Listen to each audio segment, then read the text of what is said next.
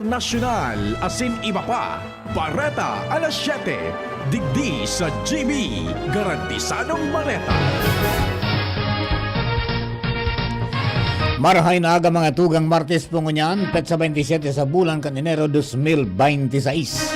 Ini po ang Bareta alas 7. Sidelines to yung darakulang mga Bareta sa lado lokal.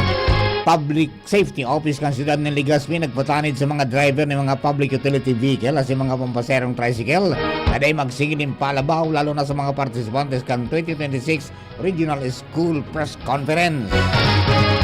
DSWD Bicol padagos ang koordinasyon sa mga lokal na gobyerno tanganing masiguro ang makaskas na distribusyon nin tabang sa mga evacuees dahilan kan pag-aburido kan bulkan mayon. Dry run kan solusyon sa trapiko sa Legazpi City dahil pa nagkakabuelo dahil sa padagos na paguran.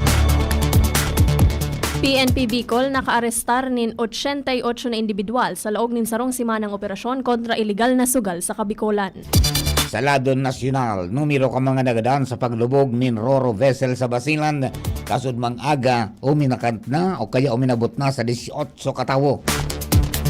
Senate President pro tempore Panfilo Ping Lacson ibinalyo kay Senator Risa Hontiveros ang chairmanship kan Senate Committee on Electoral Reforms. PNP nagbilog ng task group na maimbestigar sa pananambang sa alkalde kan Shari Pagwak sa Maguindanao del Sur. Spokesman kan Philippine Coast Guard Commodore J. Tariela suportado ni Presidente Ferdinand Marcos Jr. sa issue kan West Philippine Sea. Sidelines kang Bareta sa ibang nasyon, numero ka mga nagadaan sa landslide sa West Java, Indonesia, puminakol na sa 17. Baretang Sports, Pinay tennis star Alex Yala nakabalos sa Russian tennis player kan pamarangkalon niya ini sa pagpuon kan Philippine Women's Open. Yan ang headlines kang Bareta alas 7 ngunyan na Martes, January 27, 2026. Kami po ang sendong magiging mga tagapagbareta. Ako po si Jasmine Balolo. Ako man po si Mardelang Daing Iba. Ngunyan sa detalles kan Bareta niya to sa lado lokal. Ang baretang ini hatod sa Indokan. Optin Lutein Capsule. Alagaan ang paningin sa tulong ng Optin. Kitang-kita ang kalusugan ng mata. Nagpatanid ang Public Safety Office o PSO kan Legazpi City sa mga driver ni mga public utility vehicle as mga pampasadang tricycle na day mag-aprobitsyar as hindi magsingil ng palabaw sa mga pasahero lalo na ngunya na may mga bisita na mapartisipar sa 2026 Regional Schools Press Conference magpun ngunya na aldaw sa Enero 30 ngunya na taon.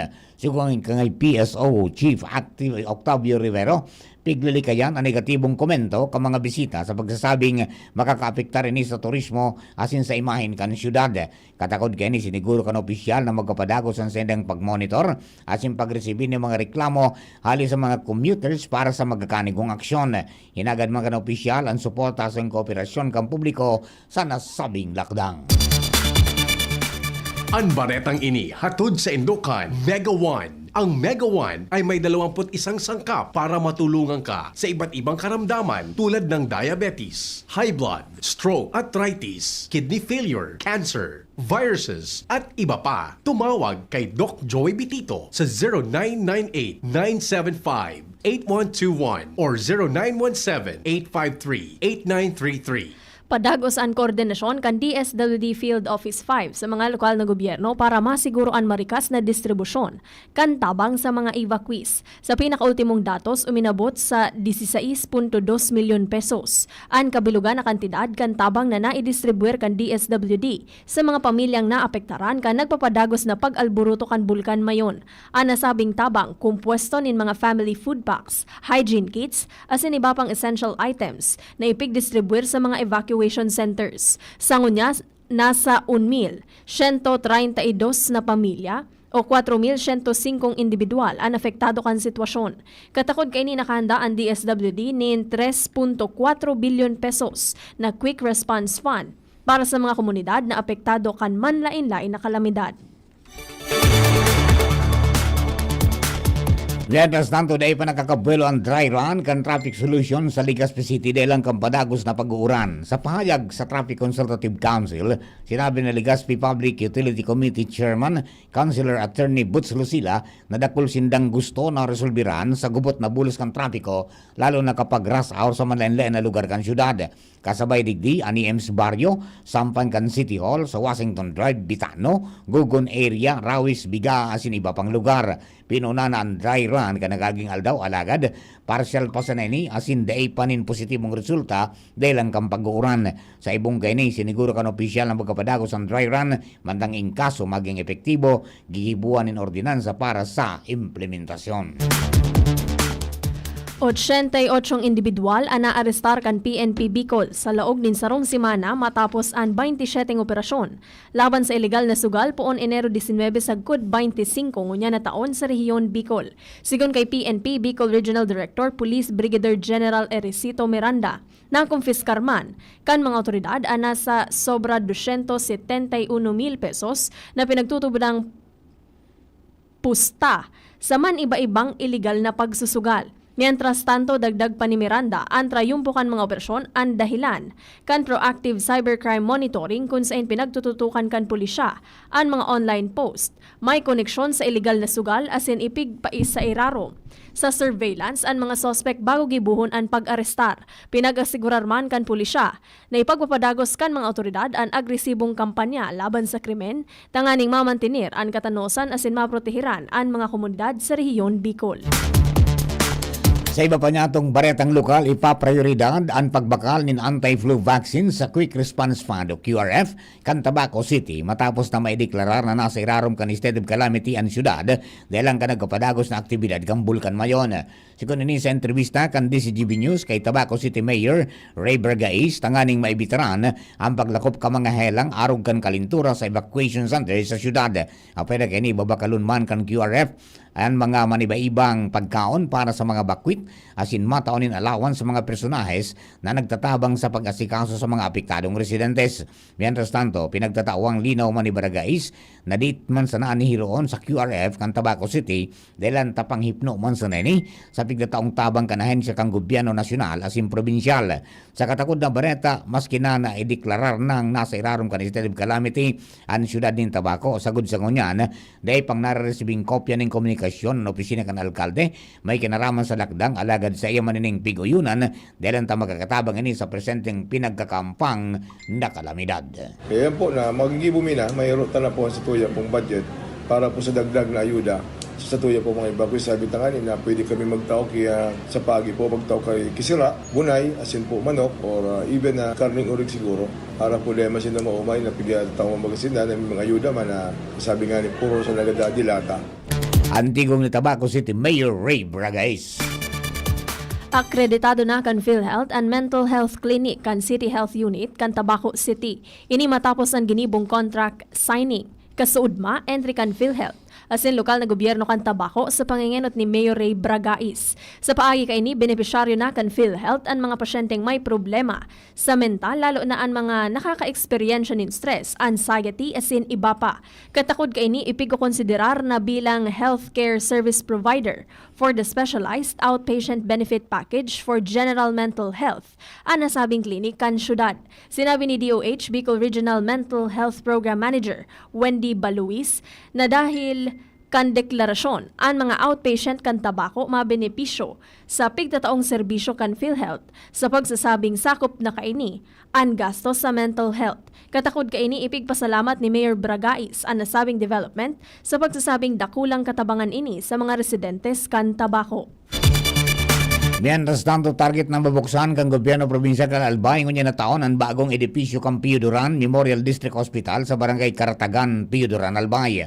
Ini ang kumpirmasyon ni Albay Governor Noel Rosal sa sayang mensahe sa ginibong flag raising ceremony kasudma konsain sigon sa iya parte ni kang padagos na pagkapakusog ang serbisyong pangsalud sa probinsya. Pero kini ipaprioridad man kan administrasyon ngunya na taon ang modernisasyon asin pagpapaiwas ka mga pasilidad pangsalud arug kan improvement sa Josefina Belmonte Duran Albay Provincial Hospital asin Dr. Francisco Biziga Memorial District Hospital sa Tabaco City mantang target na maging operational na ang bagong ospital sa Pio Duran. Dagdag pa ni Rosal ang pagbalyo sa bagong edipisyo ang simbag sa pagbabaha sa lumang ospital building sa Barangay 2 Poblasyon ka munisipalidad asin pinaglalauman na magkakatabang sa pagdecongest ka mga kataraid na PGA Managed Hospital. Inabisuhan ni Kamalig Mayor Kaloy Baldo ang publiko manungod sa sarong grupo na nagburo-buro barangay sa munisipalidad as nagpapamidbid bilang sarong foundation na naghahanap nin mga benepisyaryo para sa sako nin bagas as in 5,000 pesos na ayuda. Sigon kay Baldo na mag-ingat sa mga arog ining grupo as in daitulos magtiwala na magtaonin personal na impormasyon dahilan ta pinagahagad ini kan grupo as in nagkukuanin retrato nin persona ang nasabi man na grupo daing maipahiling na dokumento kung lehitimoan sa indang foundation. Tinawan man ninduon kan alkalde sa publiko na maging maikmat tanganing masiguro na lehitimo maghagad nin ID as in beripikaron kung nag-agian mga ini sa barangay o lokal na gobyerno. Sa iba pa niya itong baretang lokal opisyal na piglansar kang Gobyerno Provincial kan Albay ang PGA-Ville 1 sarong in-city housing development sa Old Albay District. Sigong kay Albay Provincial Human Settlement Office Acting Head Engineer Karen Olaires, maawat kining makapagtaonin abot kaya o barato asin dissenting parong sa mga personalis kang gobyerno sa rarom kang pampansang pabahay para sa Filipino program kang Gobyerno Nasyonal. Dagdag pa ni Olaires na magkakatabang ang proyekto sa 6.5 million housing backlog sa nasyon. Ang PGA-Ville 1 ipapatindog sa PGA-owned lot sa Balintawak Street asin idinisenyo bilang 15-story o 15 eskalon na condominium type building na may commercial spaces tangani na magsirbing istaran asin sentro ng kabuhayan. Ang proyekto naging posible sa pagkipagtabangan kay Albay 2nd District Representative Carlos Andes Loria basado man sa Republic Act number 7279. Dai nakakagudak para sa pundasyon kan bubong kan Peñaranda Park sa Legazpi City dahilan kan padagos na pag-uuran. Sa impormasyon na nakuha kan DCGB News, sa 2nd District Engineering Office, apektado ang pagbuelo kan implementing agency sa pagbugta kan pundasyon kan parke dahilan kan maraot na panahon. Matatandaan hinagad kan Gobyerno Provincial kan Albay na bago ang bulan kan Mayo ma-turn over na ini sa probinsya bilang preparasyon sa selebrasyon kan Magayon Festival ngunya na taon. Magatugang primerong partiyan kasatuyang Bareta alas 7. Mga Bareta sa lado lokal. Bareta niya to sa lado nasyonal. Ibang nasyon sports sa singkamugdagang kampanahon. Makalis lamang po kene. At ngayon, ang pinakabago, ang pinaka-epektibong food supplement na mabusising ginawa sa Amerika at matapos at 3 taon, aprobado na ng FDA. Mega One, ang evolusyonaryong produkto na nagtataglay ng 21 natural na mga komposisyon na nakatutulong upang palakasin ang immune system at ang ating kalusugan. Para sa karagdagang impormasyon, maaaring pumunta kay Doc Joey Bitito sa Barangay 18, Cabangan West, Legazpi City, kaharap lang ng Bangko Sentral ng Pilipinas. O tumawag sa 0998-975-8121 or 0917-853-8933 para sa free consultation sa natural medicine. bisitahin din ang aming Facebook pages, Mega One Superfood at NHC Bayanihan Official. Mega One, evolusyon para sa kalusugan. Pre, makinig ka muna. Payong kaibigan lang ha. Work hard, play hard. Yan ang motto ko dati. Pero nakakapagod din pala katagalan. Sa gitna ng lahat ng mga puyat, inom at pagkain ng masasarap, kasama na ang oily at fatty foods, kailangan pa ring bantayan ang kalusugan. Tamang kontrol ang kailangan. Katuwang ko, ang Liverade. May silimarin na maaring makatulong, protektahan ang atay. Cheers to more good times. Be a liver lover. Mahalagang paalala, ang Liverade ay hindi gamot at hindi dapat gamitin paggamot sa anumang uri ng sakit. Ang good drinks at good food, perfect combo. Isama pa ang Liverade para sa kalusugan ng atay. Mabibili sa mga leading drugstores nationwide. Ayun no, si Jopit na torpe dati, may ka-holding hands na ngayon. Gaan talaga pag ang tropa malakas sumuporta. Tapos may Tanduay Light. Masarap namin, suwabe ang hagod. Tanduay Light, gaan ng may kasama. Drink responsibly. Mas magaan ang buhay pag nandyan ang barkada at Tanduay Light, gaan ng may kasama. Drink responsibly. DZGB Bareta alas 7. Sa detalles kang Bareta niya to sa lado nasyonal, uminabot na sa 18 katawang kumpirmadong nagadaan sa paglubog kan sarong Roro vessel sa kadagatan ng sakop kang Basilan kasud mang aga. Sigon sa Philippine Coast Guard o PCG, may sobra 20 pa ang nawawara mantang 316 na pasahero asin crew ang nailigtas gikan sa insidente. Ang barkong MV Tricia Kirsten 3 na pagsadiri kan Allison Shipping iyong pasiring kuta na sa Ulusulu kan maglubog bandang 1:50 nin maagahon. Nasa 359 na individual ang lunad kang barko base sa passenger manifest kaibanan ang 332 na pasahero asin 27 crew. Padagos ang search and rescue operations ng Philippine Coast Guard katuwang ang Navy asin Air Force para mahanap ang mga nawawara. Sigon sa report, makusog na hukol asin maraot na panahon ang saro sa mga pigiling na dahilan kang paglubog. Nangapuda ng mga otoridad sa publiko na mag-ingat sa pagbiyahe sa dagat lalo ng unyan na panahon in amihan. Puga-puga man ang aksyon kan Philippine Red Cross o PRC para maalalayan asin matawan in first aid ang mga biktima kan pangyayari. Si Senator Risa Hontiveros na ang makapot kan Senate Committee on Electoral Reforms and People Participation na sangunyan. Pinamamayuhan ni Senate President Pro Tempore Panfilo Ping Lacson.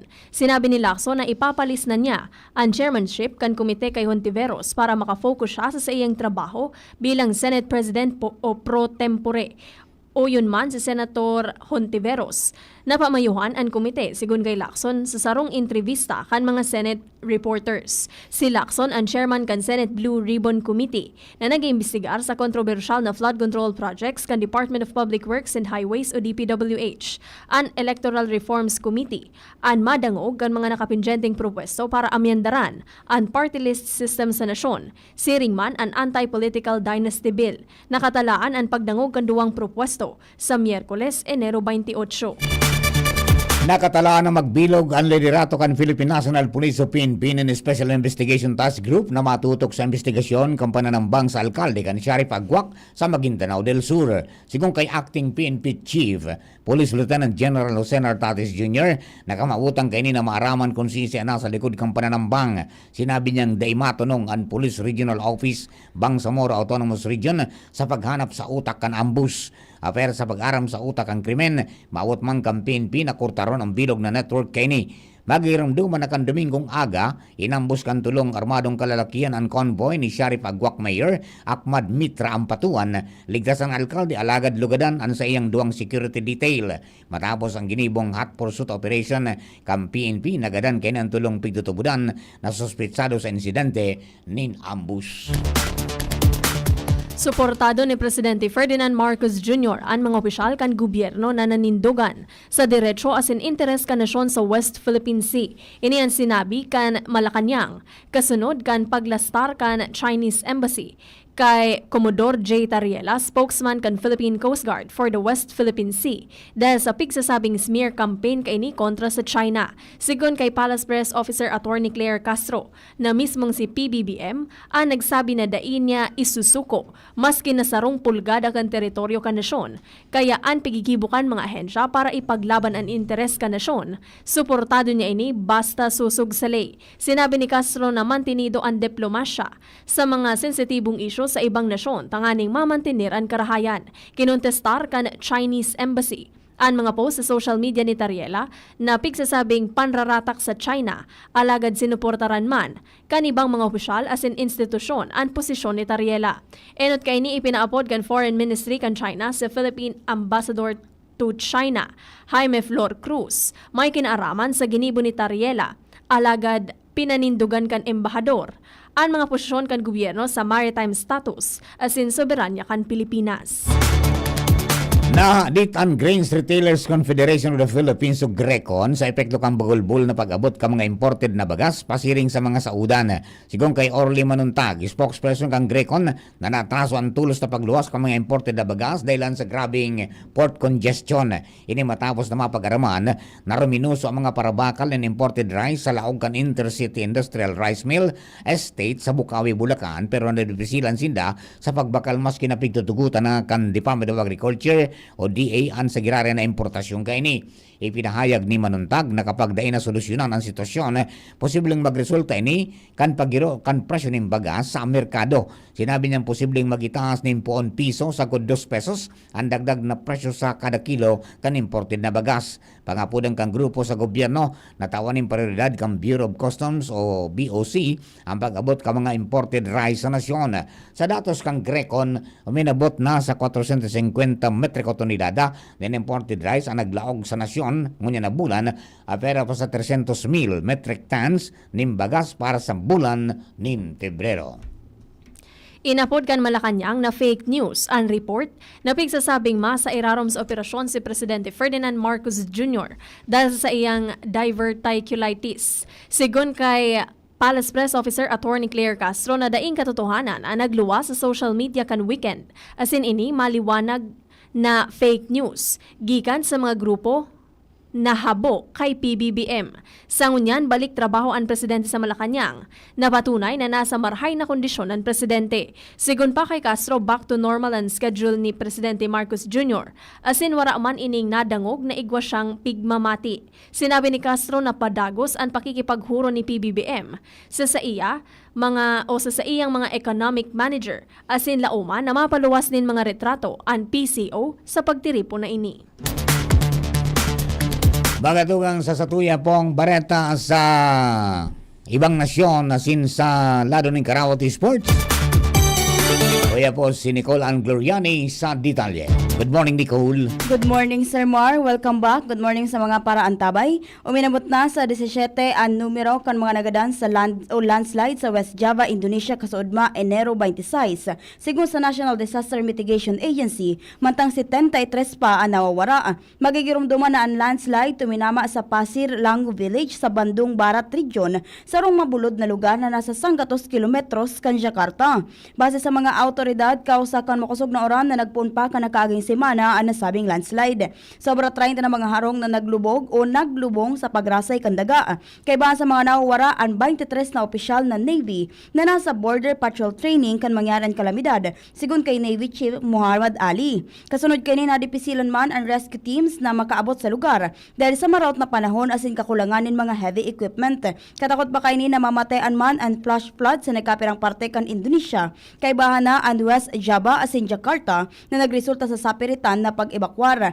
Napag-araman ang insidente nangyari sa na 2 bulan matapos ang mahiwasan na pagbaha asin landslide sa Sumatra na ikinagadan kan 1,200 na katawo asin nagdara ng displacement kan sobra 1 milyon na residente. Sa lado kan Karawato Sports, nadominar ni Pinay tennis star Alex Ayala ang pagpuon kan pagsabak niya sa WTA 125 Philippine Women's Open. Ini matapos na dai niya pinaporma si Alina Shareva kan Russia sa skor na 6-1, 6-2 sa kawat na ginimo sa Rizal Memorial Tennis Center. Nagpahayag ng sobrang kaugmahan asin pinasalamatan ni Ayala ang mga fans na nagiling kan sa iyang laban kay world number 42. Dahil man may paliwanag kan 20 anyos sa si Ayala ang kaugmahan dahil sa haloy na niyang maawot na makapagkawat sa hampang kan mga Pinoy fans. Masunod na makakalaban niya ang si Isayman na Manggana entry ni Hibino Now asin sa Katsume Himeno o Himeno na parehong Japanese tennis player. Iyan ang detalyas kan bareta sa lado kan ibang nasyon asin sports. Ako po si Nicole Ann Gloriani. Thank you, Nicole. Para po sa kamugtagang kampanahon, nasa din naman si Sir Jim Bordales, kapag-asa DST Regional Forecasting Center. Sir Jim, please come in. Marhay na aga sa tuyong mga paraantabay para sa magiging kamugtakan kan sa tuyong panahon, apektado kang northeast monsoon o amihan na bilog na Luzon asin Visayas. So kaiba na po dyan ang Kabikulan. Kaya po lauman sa maghapon ang madampog na kalangitan man giraray asin mga pag-uran o pagtagiti. Moderato sagkod sa makusog na duros halit sa norte sirangan ang mamamatayan sa Kabikulan. Although wala kitang nakabanderang gale warning ngunyan sa mga kadagatan na sakop kang Kabikulan durante nga kang amihan, lauman taman ang moderato sagkod sa maalo na kadagatan na posibleng umabot yan poon 2-4 na metro, lalong-lalo na digdi sa sirangan na porsyon kan kadagatan kang Bicol. Kaya ingat giraray itong mga satuyang kababayan na nagagaramit kisaradit na bangka na sa tuyong temperatura sa bilog na maghapon, pinakahababa na sa 24 degrees Celsius. As in, pinakahalangkaw posible sa naman umabot sundong 29 degrees Celsius. Sa ngunya, nura man kitang na-monitor na LPA o bagyo sa laog, as in sa luwas kan sa tuyang area of responsibility. As in, lauman ta na wala man kitang lalauman na mabilog na sarong LPA o bagyo sa masunod na duwa sundong tulong aldaw. So yan lang po ang sa tuyang update para sa kamugtakan kan sa tuyang panahon. Hali po digdi sa Pag-asa DOS de Legazpi. Jaime Bordales po sa Liwat Maray na aga. Thank you, Sir Jim. Mga tugang yun na po ang kabilugan. Kasatuyang Bareta alas 7. Mga Baretang tinipon na kinalap sa DCGB News Base na nakalis na 12 oras. Sa pangarap po ka nakataon niya to sa pagsurat ka mga Bareta sa News Base, Jenny Balyaran, asinman si Nicole Ann Gloriani, Lado Technical, Chief Ramiro Tanay, DCGB Social Media Department, at tuyang IT, Jerome Nico Martinez. Siyempre, sa pangarap ka Mega Force Patrol, hello kay Benji Hile de Pogi, pa-shout out po kay Madam Amada Esplana and Manay Agnes Mape, sharing man kay good morning kay Kuya Bob Candano sa Tabaco, Omi Rista Lola, good morning, and Gomer Longasa, good morning po. At saka si Shirley Madredeo Balucio, good morning. Sa kabos po naka-tune in sa 729 kHz sa Bitang Kamang Radyo. Kasi man sa WGB 106.9 FM Tabaco City. Maraming salamat po. Kami po ang sinong mga naging tagapagbareta. Ako po, si Jasmine Baloloy. Ako man po si Mardela Deng Iba. Thank you for keeping us company. God bless the Philippines. Habang na po masunod ang Ngapot with BP Henry Maceda. Yan ang DCGB Bareta alas 7. Abangan giraray sa aga. An hapon, masunod na pagkalipas lang kaini. Tuhod, siko, baywa, aray! Pag laging pasan ang sakit sa kasukasuan, sign na yan ng arthritis o joint deterioration. Karaniwan kapag nagkakaedad na. Kailangan ng tibay at ginhawang makakapitan. Kaya ng artrisin yan. May undenatured type 2